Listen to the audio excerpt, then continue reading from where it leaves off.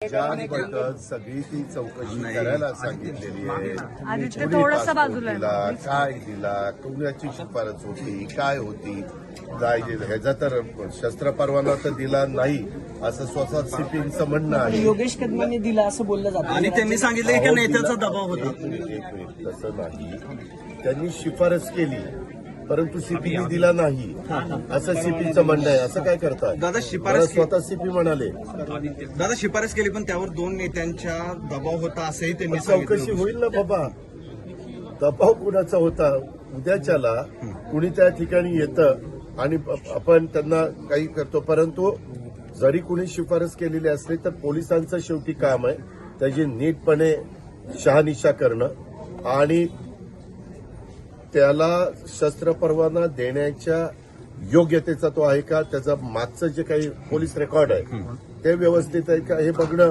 आणि त्याच्यातनं कुणी जर त्यांना सांगितलं असेल तर त्यांनी त्यांच्या निदर्शनास आणून दिलं पाहिजे. आता मी 35 वर्ष राजकीय जीवनात काम करतो, अनेक डिपार्टमेंट सांभाळतो, तुम्ही पण बघितलेलं आहे. परंतु एखाद्या गोष्टीला मी रिमार्क मारला आणि सांगितलं आणि त्याच्यातनं परत फाईलला सचिवाकडे जाते किंवा संबंधित डिपार्टमेंटकडे जाते त्यावेळेस त्यांनी लक्षात आणून द्यायचं असतं की तुम्ही हे सांगताय परंतु वस्तुस्थिती ही आहे. आणि त्यांनी सांगून देखील आम्ही म्हणलं नाही वस्तुस्थिती ती आहे तरी देखील आपल्याला करायचं तर तो 100% दोषी आहे. ऍक्शन घ्यायची. आणि पत्रकार मित्रांनो आपल्याला माहिती आहे आता मी इथं आलो, तुम्ही बघताय सकाळपासून अनेक लोक येतात आणि बरोबर फोटो त्या ठिकाणी काढतात. आता आपल्याला माहिती नसतं कोण नक्की कसं काम करतंय काय करतंय.